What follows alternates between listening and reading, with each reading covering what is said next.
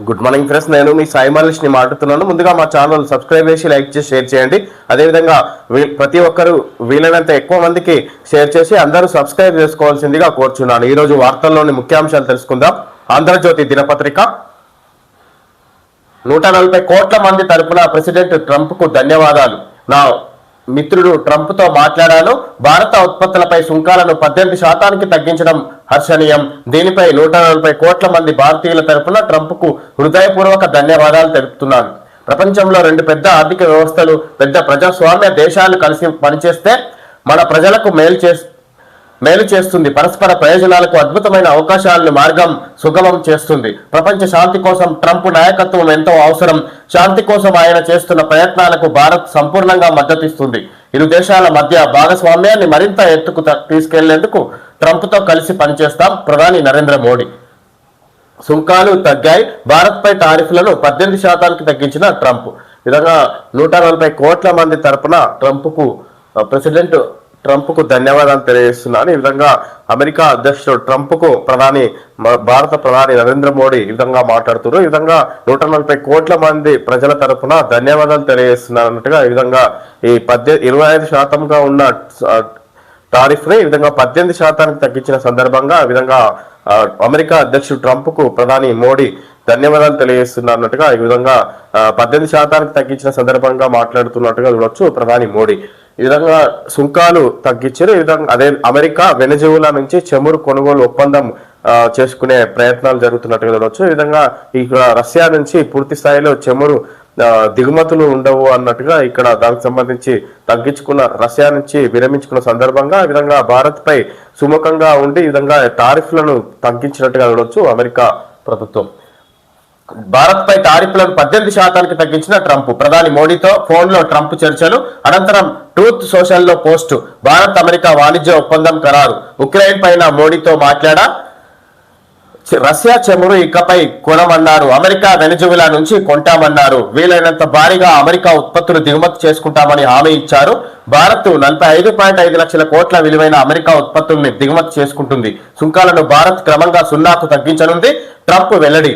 సుంకాల తగ్గింపుపై ప్రధాని మోడీ హర్షం. ప్రజల తరపున ట్రంప్ కు ధన్యవాదాలు.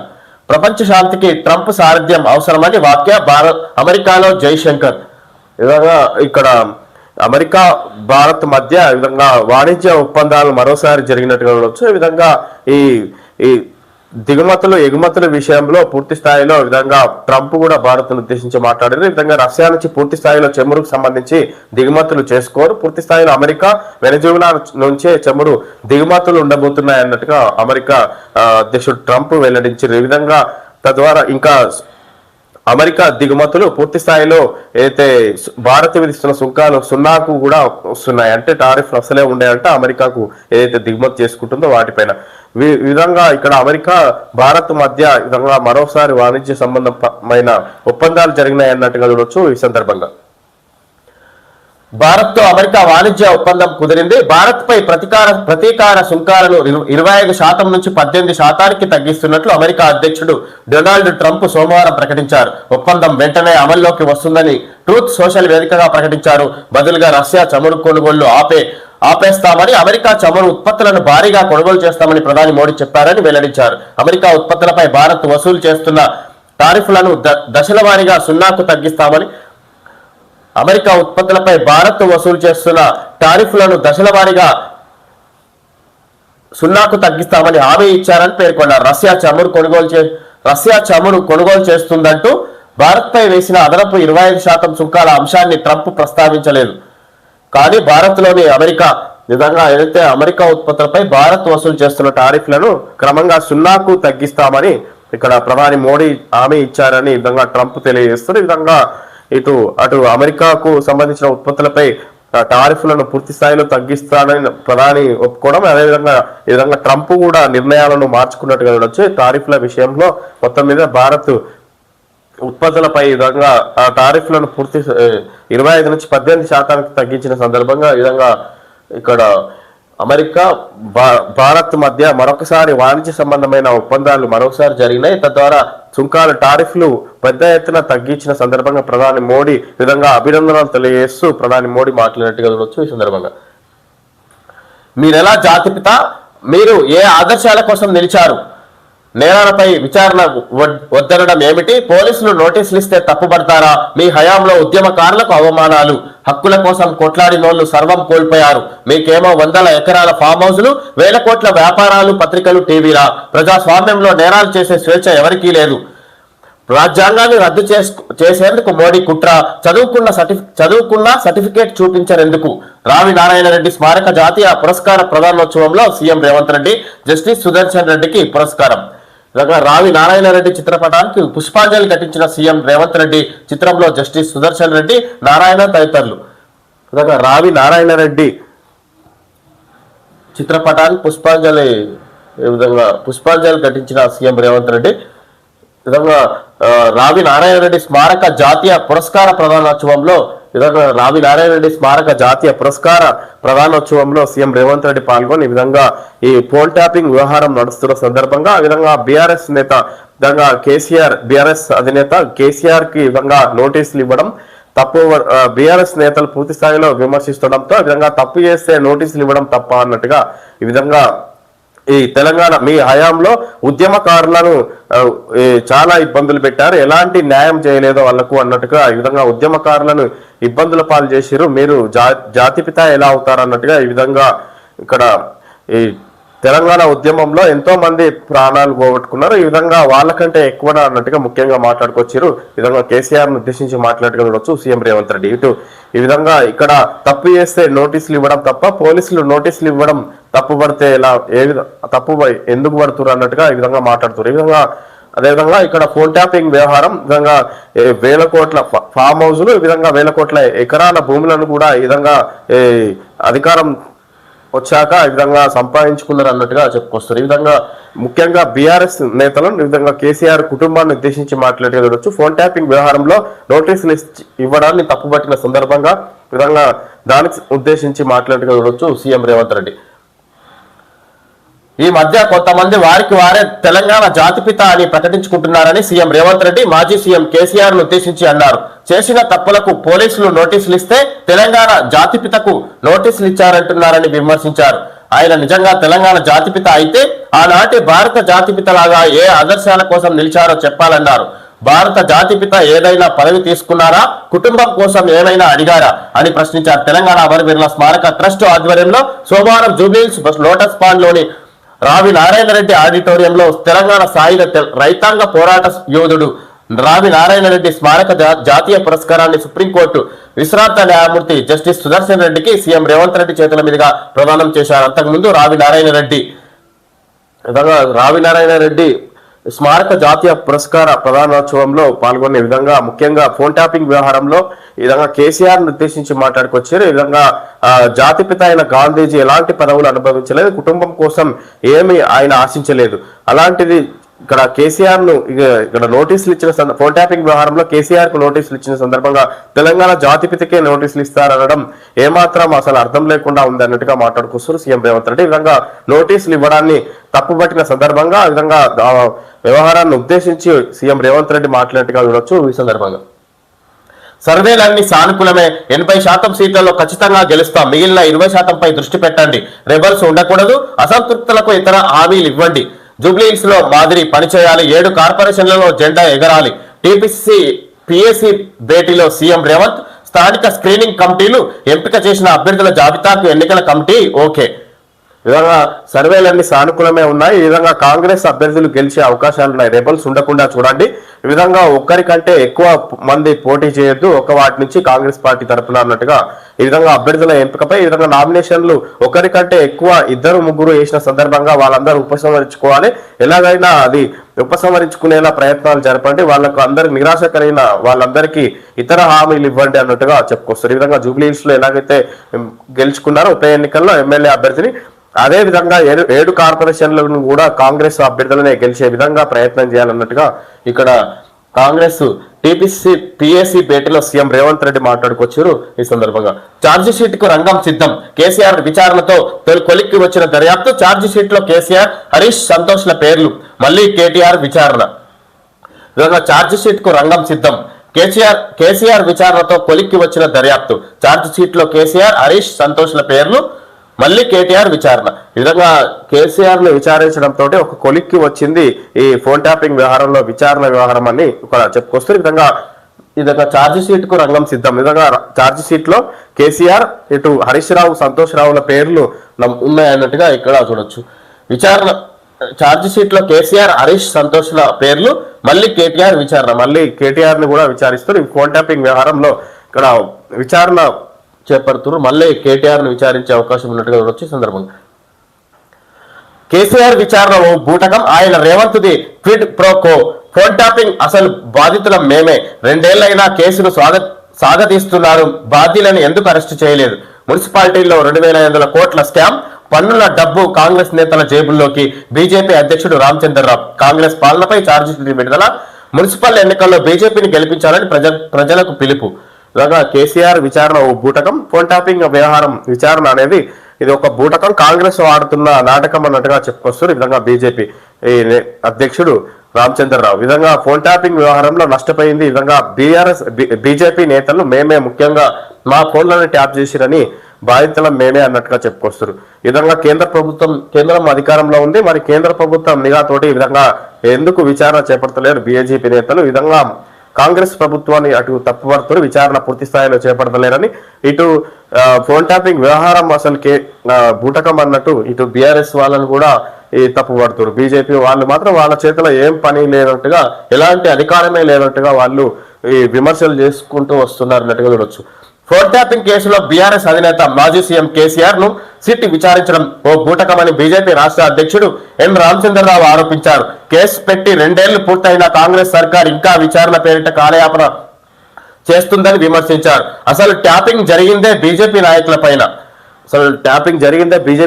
పైన అని ఈ విధంగా మాట్లాడుతున్నారు. ఈ విధంగా బీజేపీ నాయకుల పైన జరిగితే, మీకు తీవ్ర అన్యాయం జరిగితే కేంద్రం అనుమతితోటి కేంద్ర ప్రభుత్వం బీజేపీ కేంద్రంలో అధికారంలో ఉంది. ఈ విధంగా అక్కడి నుంచి మీరు అధికారంతో రాష్ట్రంలో ఎలాంటి చర్యలైనా తీసుకునే అవకాశాలు ఉంటాయి.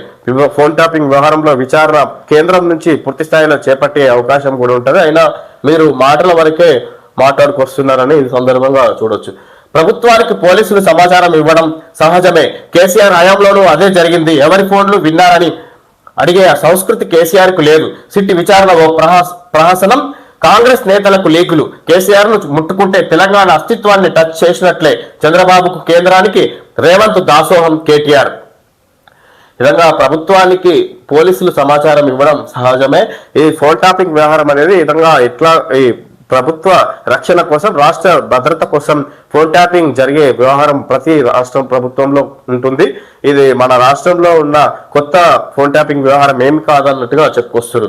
కేసీఆర్ ను ముట్టుకుంటే తెలంగాణ అస్తిత్వాన్ని టచ్ చేసినట్లే, చంద్రబాబుకు కేంద్రానికి రేవంత్ దాసోహం కేటీఆర్. ఇటు చంద్రబాబుకు కేంద్ర ప్రభుత్వానికి రేవంత్ రెడ్డి దాసోహం అయ్యారు అన్నట్టుగా మాట్లాడుకొస్తారు కేటీఆర్. ఫోన్ ట్యాపింగ్ కేసులో మాజీ సీఎం కేసీఆర్ ను విచారణ చేయడం ఒక రాజకీయ ప్రహసనమని, విచారణ పేరిట ఆయనను 4 గంటల 50 నిమిషాల పాటు కూర్చోబెట్టి పైశాచిక ఆనందం పొందారని బీఆర్ఎస్ వర్కింగ్ ప్రెసిడెంట్ కేటీఆర్ విమర్శించారు. ఏ ప్రభుత్వానికైనా పోలీసులు సమాచారం ఇవ్వడం సహజమని, కేసీఆర్ హయాంలోనూ అదే జరిగింది.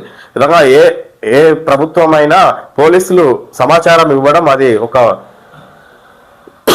సమాచారం ఇవ్వడం సహజమని, ఈ విధంగా పోలీసులు సమాచారం ఇవ్వడం సహజం, అది కేసీఆర్ ప్రభుత్వంలో కూడా అదే జరిగింది. కొత్తగా కేసీఆర్ ఏమీ ఫోన్ ట్యాపింగ్ చేయించలేదు, వాళ్ళ ఫోన్ విషయాలన్నీ వినలేదు అన్నట్టుగా మాట్లాడుకొస్తారు కేటీఆర్. ఈ విధంగా కేసీఆర్ ని ముట్టుకుంటే తెలంగాణ అస్తిత్వాన్ని దెబ్బతీసినట్టే, టచ్ చేసినట్లే అన్నట్టుగా మాట్లాడుకొస్తారు. ఈ విధంగా అటు కేంద్రానికి ఇటు చంద్రబాబుకు దాసోహమై పనిచేస్తున్నారు రేవంత్ రెడ్డి అని ఈ విధంగా మాట్లాడుకొస్తారు కేటీఆర్.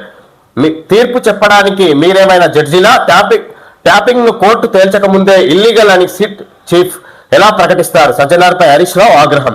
విధంగా తీర్పు చెప్పడానికి మీరేమైనా జడ్జిలా? విధంగా ఇల్లీగల్ ఫోన్ ట్యాపింగ్ వ్యవహారంపై కేసీఆర్ ను విచారించడం ఎలా ఇల్లీగల్ వ్యవహారం అని ప్రకటిస్తారు? మీరేమైనా జడ్జిగా వ్యవహరిస్తున్నారా? పోలీసు ఉన్నతాధికారిగా ఉండి జడ్జి తీర్పు మీరెలా ప్రకటిస్తారన్నట్టుగా ఇల్లీగల్ అని ఎలా ప్రకటిస్తారు దాన్ని అని హరీష్ రావు ఆరోపిస్తారు. ఈ విధంగా సిపి సజ్జనార్ను తెలంగాణ జాగృతి కార్యాలయంలో మీడియాతో మాట్లాడుతున్న కవిత, విచారణకు పిలవడం తప్పు కాదు, కేసీఆర్ సహా చట్టానికి ఎవరు అతిథులు కాదు, ప్రజా జీవితంలో అన్నింటినీ ఎదుర్కోవాల్సిందే, కేటీఆర్ దీనిని నేరం ఘోరం అనడం సరికాదు, స్టాండ్ వేసి సైకిల్ తొక్కినట్లుగా సిట్ విచారణ, బీఆర్ఎస్ నేతతో సర్కార్ మ్యాచ్ ఫిక్సింగ్, మంచోడైనా చెడ్డోడైనా ఓటు వేయాలనడం అనడం కేటీఆర్ నియంతృత్వ పోకడకు నిదర్శనం. పెట్టుబడులపై ప్రభుత్వం తప్పుడు ప్రచారం, డొల్ల కంపెనీల పేరిట ఫేక్ ఎంఓయూలు, రేవంత్ హార్వర్డ్ చదువుకు ఫీజు ఎవరు కట్టారు, ప్రజల కోసం తెలంగాణ జాగృతి పోరాటాలు నిర్వహించనుంది కవిత. ఈ విధంగా ఈ రేవంత్ కు హార్వర్డ్ యూనివర్సిటీలో చదువుకోవడానికి ఫీజు ఎవరు కట్టారు, ఈ విధంగా ఈ ఏదైతే డొల్ల కంపెనీల పేరిట ఫేక్ ఎంఓయూలు, పెట్టుబడులపై ప్రభుత్వం తప్పుడు ప్రచారం, ఈ విధంగా ఇక్కడ కేటీఆర్ సీఎం రేవంత్ రెడ్డి తప్పుడు ప్రచారం చేస్తున్నారు. పెట్టుబడులు అసలు జరగట్లేదు, ఫేక్ కంపెనీలతోటి ఎంఓయూలు చూపిస్తున్నారు, ఒప్పందాలు జరిగినట్టుగా ఫేక్ కంపెనీ సర్టిఫికేట్లు చూపిస్తున్నారు అన్నట్టుగా ప్రభుత్వాన్ని ఉద్దేశించి మాట్లాడుకొస్తారు తెలంగాణ జాగృతి అధ్యక్షురాలు కవిత గారు. ఈ విధంగా ఇక్కడ రేవంత్ హార్వర్డ్ యూనివర్సిటీలో చదువుకు ఫీజు ఎవరు కట్టారు, ప్రభుత్వ సొమ్ము వెచ్చించి అక్కడ ప్రభుత్వ సొమ్మును దుర్వినియోగపరిచారు అన్నట్టుగా ఈ విధంగా మాట్లాడుతున్నారు. ఈ విధంగా ఏదైతే యూనివర్సిటీలో ఆయన కోర్సు నేర్చుకున్న సందర్భంగా కేసీఆర్ సహా చట్టానికి ఎవరు అతిథులు కారు, అందరినీ విచారించిన చట్టపరంగా చర్యలు తీసుకోవాల్సిందే, ఫోన్ ట్యాపింగ్ వ్యవహారంలో విచారించడం పెద్ద తప్పేమి కాదు, కేటీఆర్ దీన్ని ఆ విధంగా మాట్లాడడం నేరం ఘోరం అనడం సరికాదు, విచారణకు అందరూ చట్టానికి అందరూ సమానమే అన్నట్టుగా ఈ విధంగా కవిత మాట్లాడుకొస్తారు. బీఆర్ఎస్ నేతతో సర్కారు మ్యాచ్ ఫిక్సింగ్, బీఆర్ఎస్ నేతతో రాష్ట్ర ప్రభుత్వం మ్యాచ్ ఫిక్సింగ్ చేసింది. ఈ విధంగా ఇది ఫోన్ ట్యాపింగ్ వ్యవహారంలో అసలు సరైన పద్ధతి వ్యవహరించడం లేదు, ఈ ఏదో నామకే వాసుకే నామమాత్రపు విచారణలా కొనసాగిస్తున్నారు అన్నట్టుగా మాట్లాడుతున్నారు కవిత గారు. పెట్టుబడులపై ప్రభుత్వం తప్పుడు ప్రచారం, ఈ విధంగా ప్రజల కోసం తెలంగాణ జాగృతి పోరాటాలు నిర్వహించనుంది. ఈ విధంగా తెలంగాణ జాగృతి ప్రజల కోసం పోరాటాలు నిర్వహించనుంది అన్నట్టుగా కవిత మాట్లాడుతున్నారు. ఫోన్ ట్యాపింగ్ కేసులో మాజీ సీఎం కేసీఆర్ ను సిట్ విచారణకు పిలవడం తప్పేమీ కాదని తెలంగాణ జాగృతి అధ్యక్షురాలు కల్వకుంట్ల కవిత అన్నారు. చట్టానికి ఎవరు అతీతులు కాదని, కేసీఆర్ అయినా ఇంకెవరైనా విచారణకు పిలిస్తే వెళ్లాల్సిందేనని స్పష్టం చేశారు. ప్రజా జీవితంలో ఉన్నప్పుడు అనేక అంశాలు వస్తుంటాయని, వాటిని ఎదుర్కోవాల్సిందేనని పేర్కొన్నారు. కేసీఆర్ 10 ఏళ్లు విధంగా ప్రజా జీవితంలో కొనసాగుతున్నప్పుడు అనేక సవాళ్లు ఎదురవుతుంటాయి, వాటిని ఎదుర్కోవాల్సిందే అని అన్నట్టుగా ఈ విధంగా తెలంగాణ జాగృతి అధ్యక్షురాలు కల్వకుంట్ల కవిత ఈ ఫోన్ ట్యాపింగ్ విషయంలో మాట్లాడుకొస్తారు. ఈ విధంగా చట్టానికి అందరూ సమానమే, అందరూ చట్టానికి లోబడి పనిచేయాల్సిందే అన్నట్టుగా కూడా మాట్లాడుకొస్తారు. ఈ విధంగా మాజీ సీఎం కేసీఆర్ ను సిట్ విచారణకు పిలవడం తప్పేమీ కాదు అని ఈ విధంగా తెలంగాణ జాగృతి అధ్యక్షురాలు మాట్లాడుతూ ఈ సందర్భంగా సర్పంచ్ గా పోటీ కోసం కన్న కూతురునే చంపాడు, ముగ్గురు పిల్లలుంటే అర్హత ఉండదని మహారాష్ట్ర వాసి ఘాతుకం. 6 ఏళ్ల కూతురిని నిజామాబాద్ కు తీసుకొచ్చి నిజాం సాగర్ కెనాల్లో తోసేసిన పాండురంగ గత నెల 29న మృతదేహం లభ్యం. హత్య కేసును ఛేదించిన పోలీసులు నిందితుడి అరెస్టు, రిమాండ్. విధంగా సర్పంచ్ గా పోటీ కోసం మహారాష్ట్రకు సంబంధించిన వ్యక్తి ముగ్గురు పిల్లలుంటే అనర్హులుగా భావించి ఈ విధంగా సర్పంచ్ పదవిపై మోజుతోటి విధంగా కన్న కూతురునే చంపినట్టుగా చూడొచ్చు. ఈ విధంగా మహారాష్ట్రకు చెందిన వ్యక్తి, మహారాష్ట్ర వాసి ఘాతుకం ఈ విధంగా జరిగినట్టు చూడొచ్చు. శంషాబాద్ లో హై స్పీడ్ టెర్మినల్ 3 మెట్రో నగరాలను కలుపుతూ దక్షిణ భారత హైస్పీడ్ డైమండ్ రైల్వే కారిడార్, విద్య, ఆరోగ్య సంరక్షణ, తయారీ రంగాల్లో అభివృద్ధి, 4 రాష్ట్రాల్లో ఆర్థిక ప్రగతికి ఊతం. హై స్పీడ్ రైళ్లలో 2 గంటల్లో హైదరాబాద్ నుంచి బెంగళూరుకు, 3 గంటల్లో చెన్నైకి, 3 నెలల్లో డిపిఆర్ సిద్ధం. తెలంగాణ రైల్వే ప్రాజెక్టులకు బడ్జెట్ లో 5,454 కోట్లు. రైల్వే మంత్రి అశ్విని వైష్ణవ్. ఈ విధంగా శంషాబాద్ లో హై స్పీడ్ టెర్మినల్, ఈ విధంగా హైదరాబాద్ లో హై స్పీడ్ టెర్మినల్లను అత్యాధునిక రైళ్లు నడిచే విధంగా ఈ విధంగా హై స్పీడ్ టెర్మినల్లను నిర్మించబోతున్నారు. కేంద్ర ప్రభుత్వం దీనికి ప్రత్యేకంగా నిధులు బడ్జెట్ లో నిధులు కేటాయించింది అన్నట్టుగా చూడొచ్చు. ఈ విధంగా ఇది చైనా, జపాన్ లో కొనసాగుతున్నాయి ప్రస్తుతం. అది ఆ లిస్ట్ లో హైదరాబాద్ కూడా చేరబోతున్నట్టుగా చూడొచ్చు. ఈ హై స్పీడ్ టెర్మినల్ కేంద్ర బడ్జెట్ లో హైదరాబాద్ కు ప్రకటించిన high speed rail corridor terminal Shamshabad సమీపంలో ఏర్పాటు కానుంది. హైదరాబాద్ నుంచి చెన్నై, బెంగళూరు, పూణేలకు దక్షిణ భారత high speed diamond railway corridor ప్రాజెక్టును కేంద్రం ప్రకటించిన సంగతి తెలిసిందే. ఈ కారిడార్ తో దక్షిణాదిన ఉన్న 2 మెట్రో నగరాలతో పాటు పశ్చిమాన ఉన్న మరో 2 పూణే, ముంబై ముఖ్య నగరాలకు శంషాబాద్ అనుసంధానం కానుంది. ఆయా కారిడార్లలో గంటకు సుమారు 350 కిలోమీటర్ల వేగంతో వెళ్ళనున్నాయి. ఈ విధంగా హై స్పీడ్ కారిడార్లతో ఈ విధంగా కొత్త రైళ్లను ఇక్కడ ప్రారంభించబోతున్నట్టుగా చూడొచ్చు. ఆ టెర్మినల్లను ఏర్పాటు చేయబోతున్నట్టుగా చూడొచ్చు. కేంద్ర ప్రభుత్వం ద్వారా ఇవి ఏర్పాటు కాబోతున్నాయి. ఈ విధంగా హై స్పీడ్ టెర్మినల్ పొన్నం బావమర్దికి నిరాశ. జనగామ మున్సిపల్ కౌన్సిలర్ టికెట్ ఆశించి భంగపడ్డ నవీన్ కుమార్ గౌడ్. మరొకరికి ఆ వార్డు కాంగ్రెస్ టికెట్. మంత్రి టీపీసీసీ అధ్యక్షుడు ఎంపీ ప్రయత్నాలు ఫలించలేదని ప్రచారం. నవీన్ స్థానికేతరుడంటూ ఎంపిక కమిటీకి వార్డు నేతల లేక, స్వతంత్రుడిగా పోటీకి లేదా వేరే పార్టీలో చేరే యోచనలో నవీన్. ఈ విధంగా పొన్నం ప్రభాకర్ బావమర్ది నవీన్ కుమార్ గౌడ్ కు నిరాశ దక్కింది. ఈ విధంగా నిరాశ ఎదురైంది. ఈ విధంగా ఇక్కడ జనగామలో వార్డు కౌన్సిలర్ గా పోటీ చేయడానికి అతను ప్రయత్నాలు జరిపారు. ఈ విధంగా పొన్నం ప్రభాకర్ తోటి అటు టీపీసీ చైర్మన్ ఇక్కడ మహేష్ కుమార్ గౌడ్, టీపీసీ అధ్యక్షుడు మహేష్ కుమార్ గౌడ్, అదేవిధంగా ఎంపీ చామల కిరణ్ కుమార్ రెడ్డి తోటి ప్రయత్నాలు జరిగినా కూడా ఈ విధంగా టికెట్ దక్కకపోవడం ముఖ్యం ఇక్కడ ప్రధాన సమస్యగా చూడొచ్చు. ఈ విధంగా ఇక్కడ మంత్రికి దగ్గర బంధువైన వ్యక్తికి ఈ విధంగా టికెట్ దక్కపోవడం ముఖ్యంగా ఇక్కడ అతను పార్టీ మారి లేదంటే ఇండిపెండెంట్ లేదంటే పార్టీ మారే అవకాశాలు ఉన్నాయి. ఇక్కడ మొత్తం మీద పోటీ చేయడానికి సిద్ధంగా ఉన్నట్టుగా చూడొచ్చు. ఈ సందర్భంగా విధంగా మంత్రి సన్నిహితుడికి టికెట్ దక్కలేదన్నట్టుగా చూడొచ్చు. ఈ సందర్భంగా ఉమ్మడి ఖమ్మంలో విచిత్ర పొత్తులు. బీఆర్ఎస్ కాంగ్రెస్ లతో సిపిఎం దోస్తి. కాంగ్రెస్ కి సిపిఐ దూరం. పలుచోట్ల ఒంటరిగా. వైరాలో బీఆర్ఎస్ సిపిఎం కూటమి. విధంగా ఉమ్మడి ఖమ్మంలో విచిత్ర పొత్తులు. బీఆర్ఎస్ కాంగ్రెస్ లతో సిపిఎం దోస్తి. విధంగా ఇక్కడ మున్సిపాలిటీ ఎన్నికలకు సంబంధించి అన్ని ఒక్కొక్క పట్టణంలో ఒక్కొక్క విధంగా ఈ విధంగా అటు కాంగ్రెస్ బీఆర్ఎస్ తోటి సిపిఐ ఈ విధంగా విభిన్నంగా పొత్తులు ఉన్నాయి అక్కడ పోటీలో దిగిన అభ్యర్థులకు సంబంధించి. బీఆర్ఎస్ కు ఓటేస్తే డ్రైనేజీనే పడ్డట్టే. ఎన్నికలు ముగియగానే ఇంటి పన్ను పెంచానున్న సర్కార్. హామీలు అమలు చేయని కాంగ్రెస్ కు ఓటెందుకు వేయాలి? 2 ఏళ్లలో కరీంనగర్ కార్పొరేషన్ కు నయా పైసా ఇవ్వలే. కరీంనగర్ లో జరిగిన అభివృద్ధి అంతా కేంద్ర నిధులతోనే. మేయర్ పీఠాన్ని బీజేపీకి అప్పగిస్తే మరిన్ని నిధులు తెస్తా. మున్సిపల్ ప్రచారంలో కేంద్ర మంత్రి బండి సంజయ్. విధంగా కరీంనగర్ లో మేయర్ గా గెలిపించాలి బీజేపీ అభ్యర్థిని. గెలిపిస్తే కేంద్ర ప్రభుత్వం నుంచి మరిన్ని నిధులు తీసుకొచ్చి ఇంకా మరింత అభివృద్ధి చేస్తాం కరీంనగర్ పట్టణాన్ని అన్నట్టుగా చెప్పుకొస్తారు బండి సంజయ్. ఈ విధంగా బీఆర్ఎస్ కు ఓటేస్తే డ్రైనేజీలే వేసినట్టే అన్నట్టుగా చెప్పుకొస్తారు. 10 ఏళ్లలో ఎలాంటి అభివృద్ధి చేయలేదు. ఈ విధంగా కాంగ్రెస్ కూడా ఎలాంటి హామీలను కూడా నెరవేర్చలేదు. ఎందుకు కాంగ్రెస్ పార్టీకి ఓటేయాలన్నట్టుగా ఈ విధంగా బీజేపీని గెలిపిస్తే అధికారంలోకి తీసుకొస్తే ఇంకా అభివృద్ధి మరిన్ని నిధులు తీసుకొస్తాం కేంద్ర ప్రభుత్వం నుంచి అన్నట్టుగా మాట్లాడుతున్నారు బండి సంజయ్. రాష్ట్రంలో మున్సిపల్ ఎన్నికలు ముగిసిన వెంటనే ఇంటి పన్ను పెంచి ప్రజల నడ్డి విరిచేందుకు కాంగ్రెస్ సర్కార్ సిద్ధమైందని కేంద్ర హోంశాఖ సహాయ మంత్రి బండి సంజయ్ చెప్పారు. ఆ మేరకు ప్రతిపాదనలు కూడా సిద్ధమయ్యాయన్నారు. 6 గ్యారెంటీలతో పాటు ప్రజలకు ఇచ్చిన హామీలను అమలు చేయని కాంగ్రెస్ కు ఎందుకు ఓటేయాలని ప్రశ్నించారు సోమవారం. ఈ విధంగా 6 గ్యారెంటీల పేరిట అబద్ధపు హామీలు ఇచ్చి అధికారంలోకి వచ్చి ఎలాంటి హామీలను నెరవేర్చలేదు. అలాంటి పార్టీకి ఎందుకు ఓటేయాలి మున్సిపాలిటీ ఎన్నికల్లో అన్నట్టుగా విధంగా ఈ మేయర్ అభ్యర్థిని బీజేపీకి మేయర్ పీఠాన్ని అందిస్తే ఈ విధంగా కేంద్ర ప్రభుత్వం నుంచి స్వయంగా నిధులు తీసుకొచ్చి మరింత అభివృద్ధి చేస్తామన్నట్టుగా మాట్లాడుతున్నారు బండి సంజయ్. రాహుల్ చైనా వ్యాఖ్యలపై రచ్చ. రాష్ట్రపతి ప్రసంగంపై చర్చలో లోక్సభలో తీవ్ర గందరగోళం. ఆర్మీ మాజీ చీఫ్ నరవణే పుస్తకంలోని అంశాలను ప్రస్తావించిన ప్రతిపక్ష నేత రాజ్నాథ్, అమిత్ షా తీవ్ర అభ్యంతరం. అది ఇంకా ప్రచురితం కాలేదని స్పష్టీకరణ. ఆ అంశాల్ని ప్రస్తావించొద్దన్న స్పీకర్. అయినా వినిపించుకొని రాహుల్. అధికార పక్షం ఫైర్, విపక్షం నిరసన. విధంగా రాహుల్ చైనా వ్యాఖ్యలపై రచ్చ. రాష్ట్రపతి ప్రసంగంలో చర్చలో లోక్సభలో తీవ్ర గందరగోళం. ఆర్మీ మాజీ చీఫ్ నరవణే పుస్తకంలోని అంశాలను ప్రస్తావించిన ప్రతిపక్ష నేత రాజ్నాథ్, అమిత్ షా తీవ్ర అభ్యంతరం.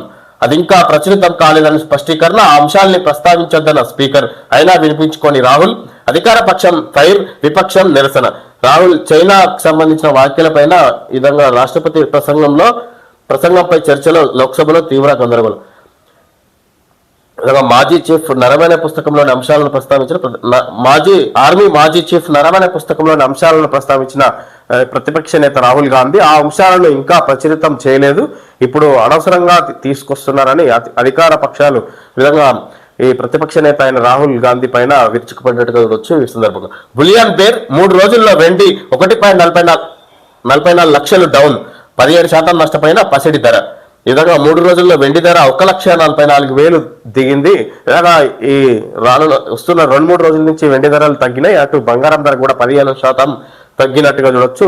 వరుసగా పెరిగిన దాంతో పోలిస్తే 17% బంగారం ధర తగ్గింది. అటు 1,44,000 ధర తగ్గింది కిలో వెండి ధర అన్నట్టుగా చూడొచ్చు. ఈ సందర్భంగా ఓకే ఫ్రెండ్స్, ఈరోజు వార్తల్లోని ముఖ్యాంశాలు తెలుసుకోవడం జరిగింది. Thank you friends.